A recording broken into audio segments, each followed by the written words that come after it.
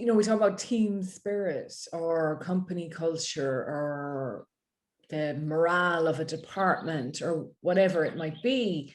Yeah, how do you keep that alive? And I do, look, it's fine for me to say I'm not part of an organization at the moment other than my own, but at the beginning, when everybody was sent home as such, because that's what it was almost like, we were all sent home, there was very much a spirit of, we'll get through this, and it's for the good of the world and whatever. So I think that gave people something to believe in, a purpose, and a way to put our usual fears and concerns in the background. So we had something outside of ourselves to focus on. Now, so that's probably worn off a bit. So you're kind of in this like no man's land of, well, what are we doing? We don't really need to be locked up, but they're still saying we can't travel. I don't really want to go on a train, but I want to get out of my house. And then COVID's going to be gone. I mean, hopefully, as gone as much as it can be to get back to some sort of functioning society like we remember. But then we'll have a time of buyer's remorse where we feel, whoops, this isn't really what I signed up for. Yeah. And I think culture and spirit can be built in any way. I really do. I think if there's enough communication between people and enough of a rapport, that they will keep that going, and they'll be able to do it on Zoom calls like we can or whatever, but they'll also appreciate coming together. And maybe there'll be one person in that group that only wants to do it every couple of months, but then people will go, well, that's Susan, that's the way she works. And actually it doesn't impact our relationships. And if we really need her in, she'll come in. So I think I keep getting this image of the bumper cars, that we used to have at the fairgrounds long ago. And how if you tried to go around without bumping into anyone, it was just impossible. Like you just, somebody came along the side or whatever. And it is going to be a bit like that. It's like we all want to find our way to get around it without bumps. But are we going to be able to?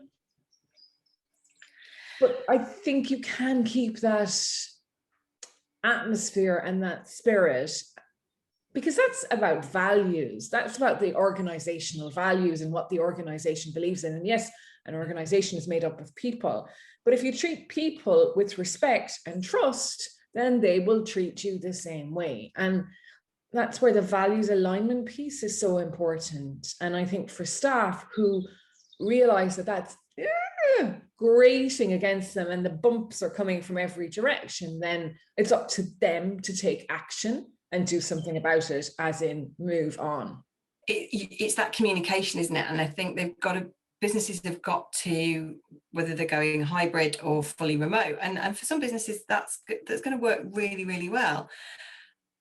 They've just got to build in that communication time, which is not about work, because a lot of people come onto their back-to-back Zooms all day. There's none of the chit-chat you'd have when you go and get a cup of coffee or you nip to the bathroom or in between meetings and you're waiting for one group to come out and one group, that's gone, because you finish that one, you might nip to the loo, get a glass of water, cup of tea, whatever, but you're just emptying your head and then you're straight into the next one.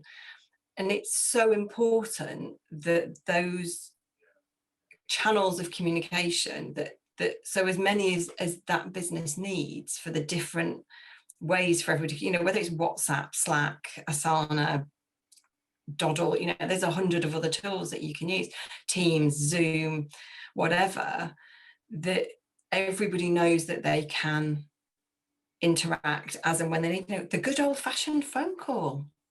Do you remember those? Well, I do have a phone, but I wouldn't say I use it much for making calls.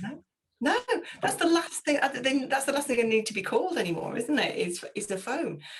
But it's the same with managers need to have time to communicate built into their jobs. I think a lot of managers, especially in technical organisations, are promoted partly because of their technical capabilities, and they are given people management as an add-on to their role. It's not a, okay, you are now responsible for these people, so we've taken this bit of your role away, and we are now going to give you time to work with these people. What tends to happen is, brilliant, great, you can be a team manager, you might get 2 hours to do this stuff in a week, but they're yours now, off you go. And, you know, if they may get training and development, they may not, but they just don't have the time, most businesses these days, to adequately spend the time that they need with their teams. And this is before COVID, so it's even more important now that that time is there, because you need to be checking in more often. You can't just look over the office and see that somebody looks a bit down.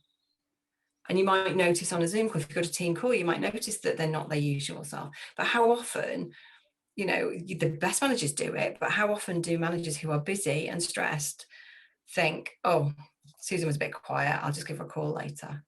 They might think it, they might even write it down on a to-do list, but it becomes the thing that drops to the bottom of the list. And again, that's more easy to overcome when you are physically, if you then see Susan at the coffee machine, it's like, oh, actually, how are you doing? But it needs to be built in, it needs to be added into the space and time that people have to fulfill their roles.